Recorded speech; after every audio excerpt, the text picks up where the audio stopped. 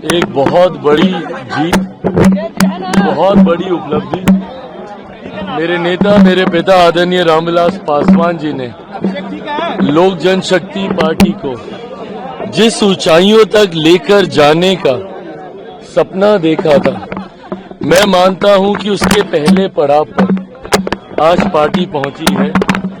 आज पहली बार हम लोग बिहार सरकार का हम लोग मजबूत हिस्सा बने हैं। हम लोगों के 2 विधायक बिहार सरकार में मंत्री की भूमिका में आज मौजूद हैं।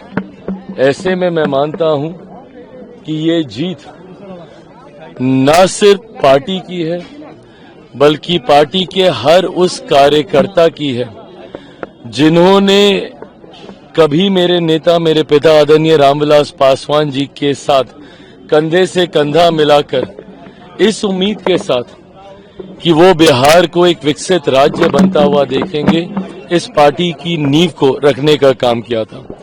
आज मैं इतना जरूर मानता हूं कि मेरे नेता, मेरे पिता आदरणीय रामविलास पासवान जी जहां कहीं भी होंगे, खुश होंगे, आशीर्वाद दे रहे होंगे।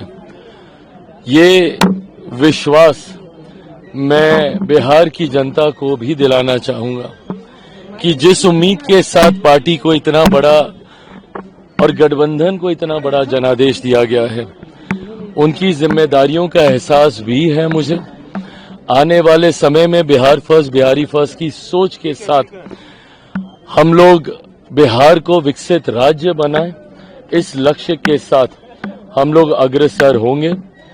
मैं इतना जरूर मानता हूं कि अगले 5 साल बिहार के लिए एक स्वर्णिम काल की तरह होंगे, जहां एक तरफ मेरे प्रधानमंत्री नरेंद्र मोदी जी की सोच, तो वहीं दूसरी तरफ मुख्यमंत्री नीतीश कुमार जी का अनुभव, लोक जनशक्ति पार्टी रामविलास का बिहार फर्स्ट, बिहारी फर्स्ट का संकल्प और एनडीए की एकजुटता की ताकत, ये अगले 5 साल बिहार को विकास के अलग अलग मापदंडों पर ऊंचाइयों तक लेकर जाएगी। ये विश्वास जरूर मैं बिहार की जनता को दिलाना चाहूंगा। प्रशांत किशोर लगातार कह रहे थे कि अगर सम्राट चौधरी और अशोक चौधरी मंत्री पद की शपथ लेते हैं तो निश्चित तौर पर फोड़ जाएगा। मुझे लगता है जनता ने कई सवालों के जवाब देने का काम किया है विपक्षियों को, जिन्होंने जो आरोप लगाए। जनता से बड़ी कोई अदालत नहीं हो सकती, और जब जनता ही आपके लिए फैसला लेती है, तो मुझे लगता है कई उन सवालों पर पूर्ण विराम अपने आप लग जाता है जो विपक्षी राजनीतिक दृष्टि से, राजनीतिक सोच से आपके ऊपर लगाने का प्रयास करते हैं। अब वो भले पीके हों, प्रशांत जी हों, या विपक्ष के तमाम नेता जो अहंकार की परिकाष्ठा को पार करते हुए जनादेश का इंतजार किए बिना 18 तारीख को शपथ ले रहे थे। मुझे लगता है तमाम सवालों के जवाब जनता ने देने का काम किया। बस धन्यवाद। कल सुबह मैं विस्तार से प्रेस कॉन्फ्रेंस करूंगा ताकि आप लोग आराम से सारे सवाल ले लें। आज बस सिर्फ धन्यवाद। तेजस्वी ने बधाई दी है, क्या बधाई दी है? क्या तेजस्वी प्रसाद यादव ने बधाई दी है क्या? तेजस्वी प्रसाद यादव ने बधाई दी है क्या? चिराग जी कहा है कि अच्छी बात है, देनी चाहिए। देखिए, विपक्ष को सकारात्मक भूमिका रखनी चाहिए। मेरी समझ के परे 2020 में अगर आप लोग को याद होगा, परिणाम हमारे पक्ष में नहीं आए थे, पर 2020 में भी सबसे पहली पार्टी जिसने आकर जनता के सवालों का, आपके सवालों का सामना किया था, वो हम ही लोग थे।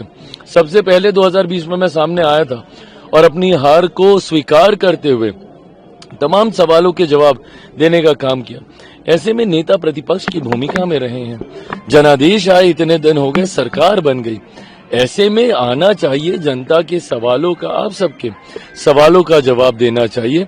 अगर एक हार से आप ऐसे निराश होके कमरे में बैठ जाइएगा, तो ये मुझे नहीं लगता कि एक नेता की भूमिका को ये शोभा देता है। हार जीत एक तरफ है, पर कम से कम उस परिस्थितियों का सामना करने की हिम्मत आप में जरूर होनी चाहिए। सवाल है, मंत्रालय मैटर करता है आपके लिए, क्योंकि जिम्मेदारी दी गई है। ये सरकार as a whole, as one unit हम लोग काम कर रहे हैं, और जिस तरीके से मेरे प्रधानमंत्री की सोच रही है सरकारों को चलाने की, साइलों से निकलकर हम लोगों ने इंटर मिनिस्ट्रियल इंटरेक्शंस करते हुए हम लोगों ने सरकार चलाने का काम किया है। केंद्र में पिछले 10-11 साल में यही हम लोग का अनुभव रहा है कि हर वो मंत्रालय जो साइलोज में काम करता था वो साइलोज से बाहर निकला। मैं मानता हूं बिहार में भी हम लोग इस बार की सरकार को साइलोज से बाहर निकालकर एक यूनिट, एक टीम के तहत हम लोग काम करेंगे। अंतोगत्वा लक्ष्य हमारा वो संकल्प पत्र जो आप सबके सामने हम लोगों ने बिहार की जनता से वादा करते हुए हम लोगों ने घोषणा करने का काम किया था। अंत में उस संकल्प पत्र पर खरा उतरने की एक बड़ी जिम्मेदारी हमारी सरकार के ऊपर है। ऐसे में विभाग कौन सा, क्या, किसको मिल रहा है, क्या जदयू के पास है। जदयू के भी सारे विभाग हमारे ही हैं, हमारे भी सारे विभाग जदयू के, भाजपा के ही हैं। यहाँ पर एक टीम, एक यूनिट की तरह